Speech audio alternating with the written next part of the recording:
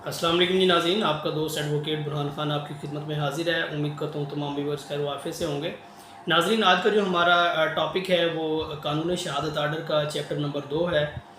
Witness के बारे में, गवाह के बारे में, हम गवाह की अहलियत के बारे में देखेंगे कि कौन जो गवाह है वो गवाही देने का अहल है, कौन जो है वो गवाही देने के लिए नाअहल है। इसके बारे में हम देखेंगे। आर्टिकल 3 है, हु मे टेस्टिफाई, कौन जो है उसको टेस्टिफाई कर सकता है। All person shall be competent to testify unless the court consider that they are prevented from the understanding the question put to them. तमाम जो आदमी हैं, तमाम जो पर्सनस हैं, ऑल पर्सनस मीन मेल और फीमेल दोनों। कानून में पर्सन जो है वो दोनों के लिए इस्तेमाल होता है, फ़ीमेल के लिए भी और मेल के लिए भी लफ्ज़ पर्सन ही यूज़ होता है।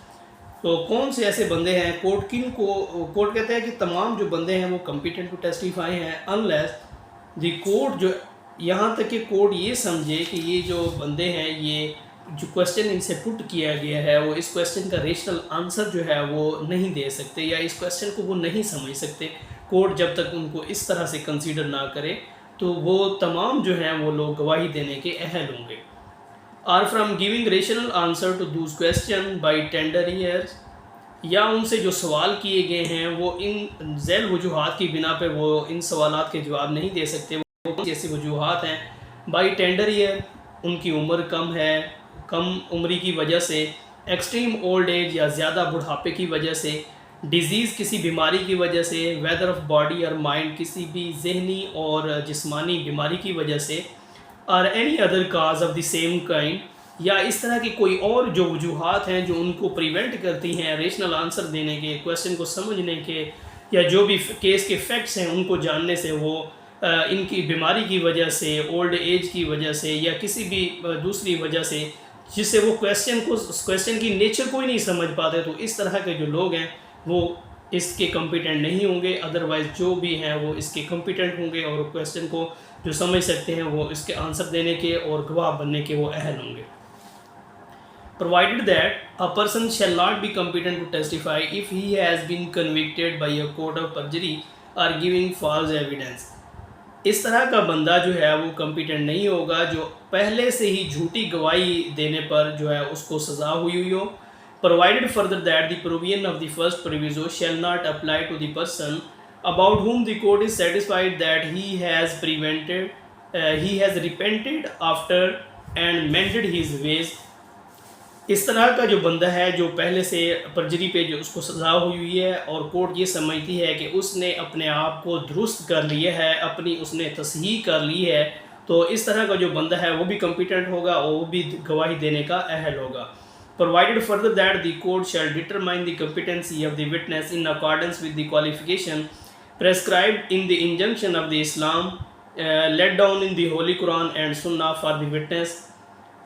कोर्ट जो है ये डिटरमिन करेगी, उनकी कम्पिटेंसी को इस तरह से डिटरमिन करेगी कि जो जो क्वालिफ़िकेशन जो है कुरान और सुन्नत के मुताबिक दिए हुए हैं, तो इस तरह का जो बंदा है वो उसको उसमें डिटरमिन किया जाएगा कि ये जो कुरान और सुन्नत के मुताबिक जो गवाह की अहलियत बयान की गई आया कि उस पर पूरा उतरते हैं या नहीं। अगर वो उन क्वालिफ़िकेशन पे पूरा उतरते हैं, he is a competent to witness, he is competent to testify the facts of the case, otherwise he will not competent to testify the case,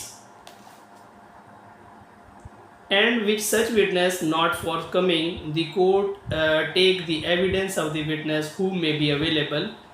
तो अगर इस तरह का जो बंदा है वो वहाँ पे गवाही देने के लिए कोई और बंदा वहाँ पे मौजूद नहीं है, तो फिर जो अवेलेबल विटनेस है जो कोर्ट के सामने उस वक्त मौजूद है या उस केस में वो प्रेजेंट है, तो फिर उस शख्स की जो है वो गवाही दी जाएगी।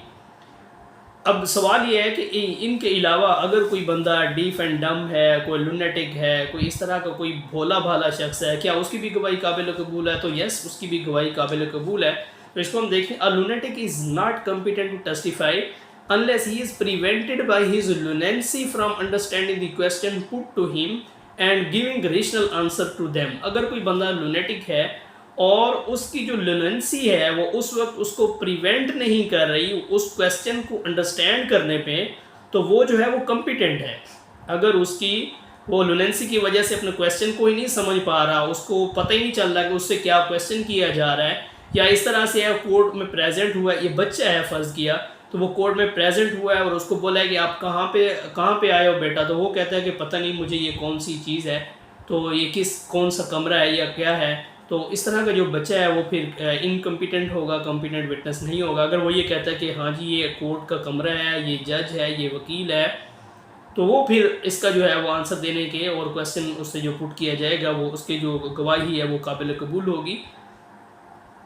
तो इसको हम देखेंगे, इसका जो स्कोप है वो क्या है। आर्टिकल जो 3 है, court under प्रीविजो article 3 Qanun Shahadat bound to conduct tazkiya purgation of the witness in hudood and the qisas cases.